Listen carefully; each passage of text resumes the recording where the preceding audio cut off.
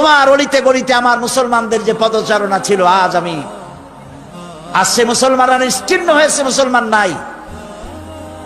সেইখানে যখন এই জ্ঞানের বিশাল গবেষণাগার তৈরি হলো, তারা পার্ক তৈরি করলো, সুয়ারেজ লাইন তৈরি করলো, ড্রেনেজ করলো, রাস্তা করলো, ফুটপাত করলো, পৃথিবীর সব থেকে মডার্ন দেশে পরিণত করে দিল। সেইখানে শুরু হয়ে গেল 800 বছর রাজত্ব করার পর গজবটা কেন এলো তাও চোখে দেখে এলাম।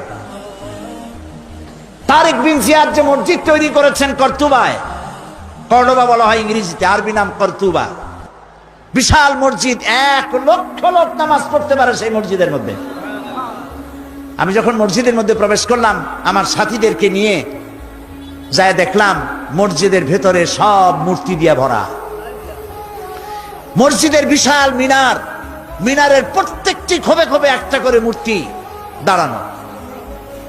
আমার সাথের কিছু লোক নামাজ পড়তে চাইলো মসজিদের ভেতরে, পুলিশ একটি এসে তাকে চেপে ধরলো, বলল ভুলে যাও, এটা তোমাদের মসজিদ ছিল, এটা মসজিদ নয়, এটা গির্জা, এখানে সেজদা দিতে দেওয়া হবে না।